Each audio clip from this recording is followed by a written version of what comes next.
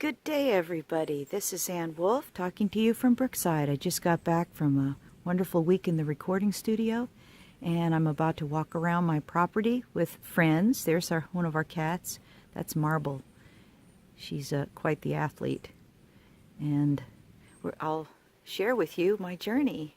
Our clematis has kind of finished its cycle of blooming, but we do have some fantastic balloon flowers here.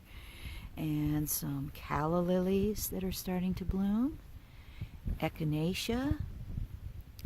I call this the fire pit garden. And I just planted a new blushing bright hydrangea. Of course, those are those Lenten roses you saw earlier. And here's a great flower having its second life, a renewal here, and it's a honeysuckle. The pink variety seems to do really well. And across this cedar fence, there's an herb garden. And I have planted a round of beets where the lettuce used to be. And of course over there you can see my greens, and up there the chickens. And look at that. Oh my, let's go around and take a look at that. Isn't that beautiful? Oh gosh. Man, what a great thing to come home to. Ooh, it looks like I'll be able to have some nice pasta with basil and tarragon. And this place has a lot of boulders in it, which we kind of worked around through the years to create gardens. It takes a long time and a lot of chigger bites and sweat and tears to be able to create these. Looks like I got a little weeding to do, but you know what? Weeding is fantastic. Oh, there goes Jessie. Run like the wind, baby. There you go. She's so happy. Anyway, the reason why weeding is great is because chickens love the weeds. They love to see. Oh, let me show you this. This is so cute. So we have the cat displaying her talents to the dog, who is going nuts. The cat loves to impress our dog. Look at it. Oh my word. So Jessie would love to be able to get up on that tree with the kitty. The kitty loves to play. The cat will run past the dog and try to get her to chase her. Whoop. Oh, up the boulder. I tell you, it's very entertaining. Don't you love dogs and cats? I tell you. Anyway, so here's a new garden. I don't think I had showed you all yet what's in this garden. But we used to have boxes here, planting boxes, but now we took natural rock from the area, built this wall, brought in some dirt, and before I left I planted quite a few things that seemed to be doing really well.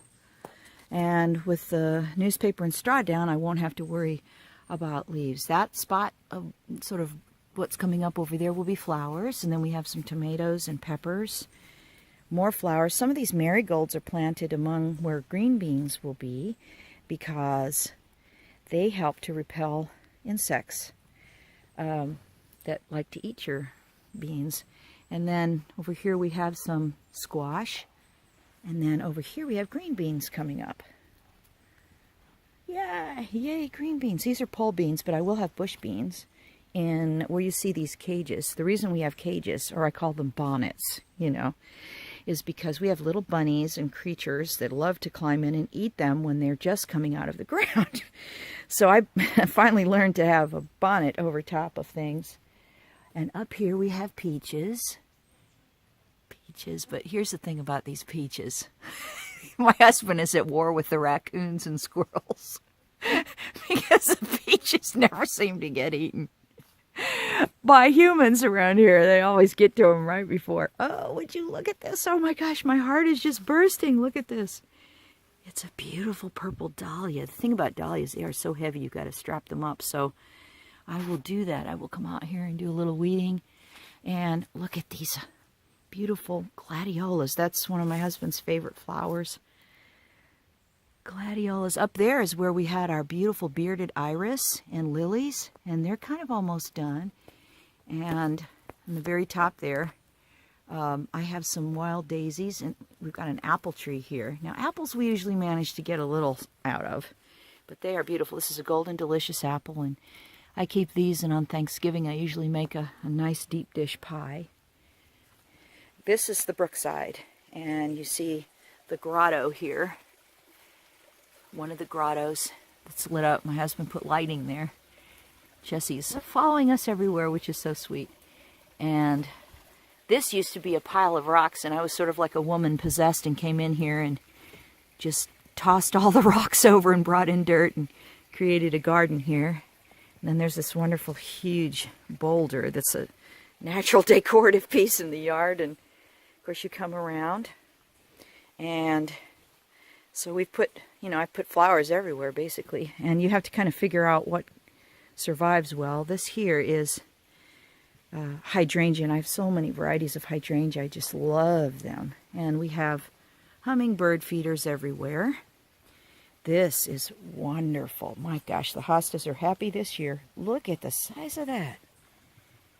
And over here we have impatiens, and of course this is more water.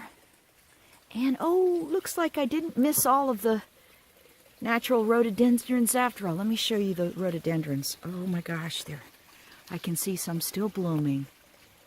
I will try to zero in on that. Look at that.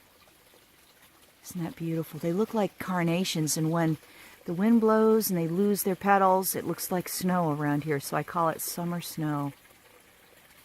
So this is partly where Brookside property gets her name. And look at the size of that boulder. Oh my goodness, that's the boulder at the edge of the porch. I put potted plants everywhere. Ferns. We went up into the deep woods and dug up ferns when we first came here and brought a lot of ferns down. Rose of Sharon in bloom. And that's huge. I mean, that thing is tall. I'll probably trim that down a little bit so it doesn't keep reaching for the moon. Some wild geranium. Some more impatiens. And blueberries, ladies and gentlemen, next to one of our beehives. I remember last year I had that video I put out about trying to pick these blueberries and not get stung, so I'll share that. It was really funny. This is my fig tree. I put out something about that too, but this year we had a cold snap, and I think we lost our little baby figs. But at least there's hope, because we did see them, and if it hadn't been for that late cold snap, maybe I'd be eating figs this year. But these are 4 o'clocks. They're not blooming right now, but they have a gorgeous flower that appears every afternoon. And then we have oak leaf hydrangea back there.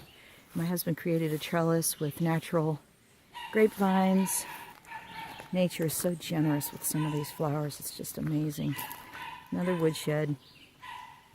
And another trellis for muscadine grapes. More shade flowers using natural rock to border the garden.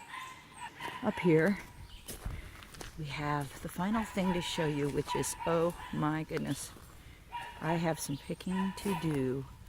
Look at that.